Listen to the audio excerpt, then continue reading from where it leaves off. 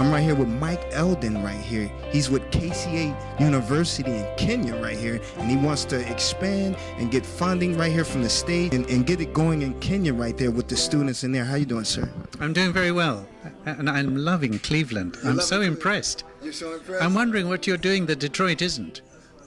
Well, we're staying afloat, keeping our, like you said, keeping our head above water. Drive around, you're more than afloat, you're cruising. Right, well, you know, I mean, it takes really hard work, and you're no stranger to that. I mean, going from continent to continent, you know, preaching the gospel of, you know, raising students up to be great accountants and really taking advantage of niche marketing, you know, with that. Is that a big thing right there, to want to take that academia and branch it out and brand it out into where you got colleges all over doing this? Absolutely, and access is one thing, getting more and more people going beyond the basic education. But in Africa, it's only recently that the majority are getting even the basics, even primary school. It's been made free in more and more countries, and trying to move towards getting a higher proportion going to secondary school. That's tough. Right. Now we want them to go to tertiary. But education is what it's all about. KCA is a university in Nairobi, Kenya. This university is very unique because it is it's where emerging leadership is being trained.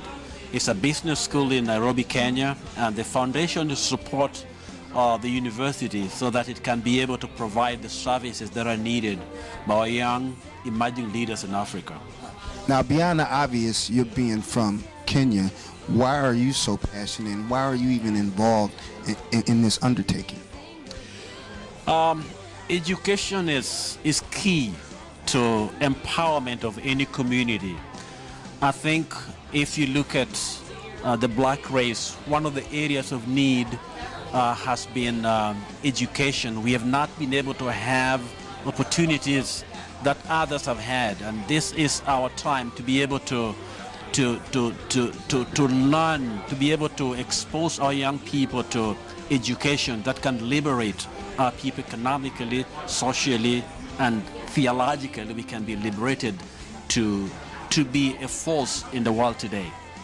Now, what has been your biggest challenge to your mission thus far? Can you overcome it, and why?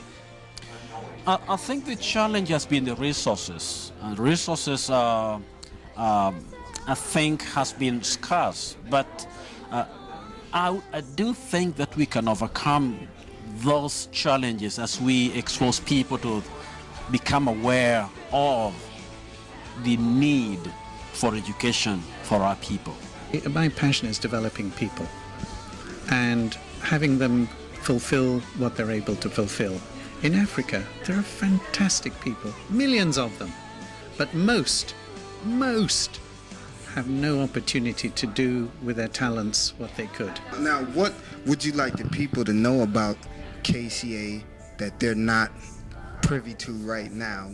What message is it that you would like the world to know about this?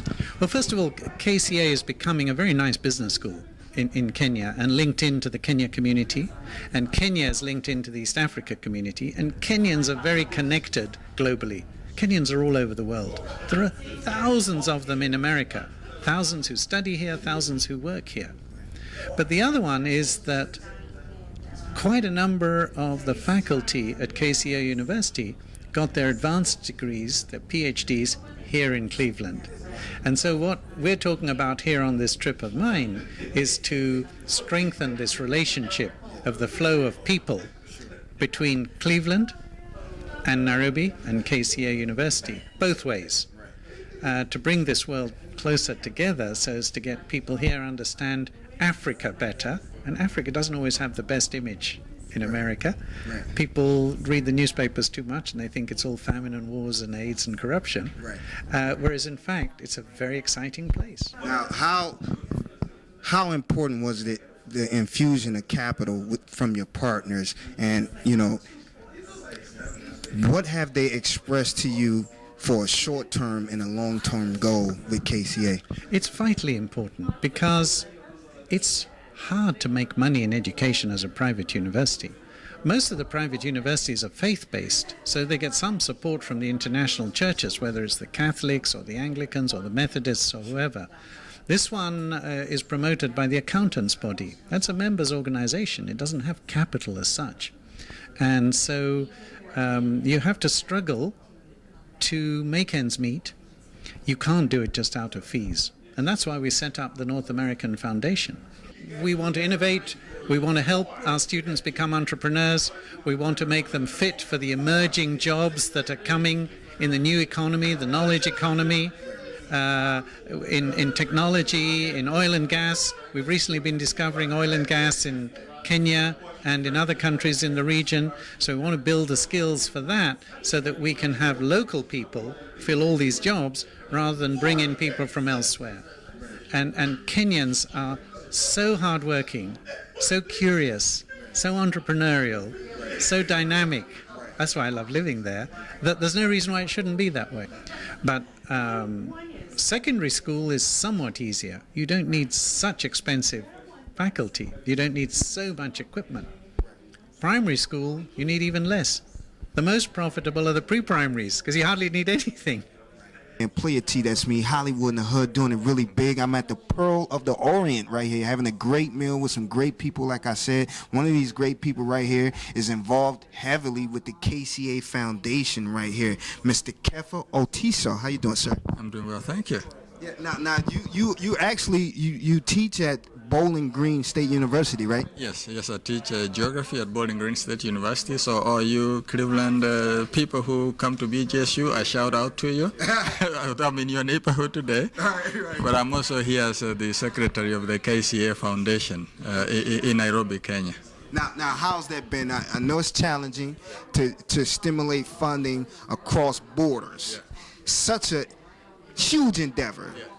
You must obviously up for the challenge. What keeps you up for the challenge? Well, I'm an international person. I've been around the globe quite a bit, and it's a global economy. So nowadays, we're really living in an age of partnerships across borders. And this happens to be one of those that, in addition to being able to obviously teach at BGSU, I also have this chance to be able to give back to a global community, both here in the U.S. as well as in Kenya, where, by the way, I'm originally from. So the KCA is a young university that is coming up that I'm trying to help develop. Right. Yeah. Now, you can't really measure success in a dollar amount. So what would you define success for the foundation to be? The main thing that we've been doing is basically getting books for the library at the KCA University. So we have done one shipment already, and we're actually beginning to plan for others in days to come. And obviously, as you heard from the chairman of the university, Mr. Mike Eldon, the university is being redefined and being given a new strategic vision, which obviously is also going to change what we do here as KCA Foundation in the U.S. Now, one last thing. We're hearing scholarship. Yeah. Tell us about that.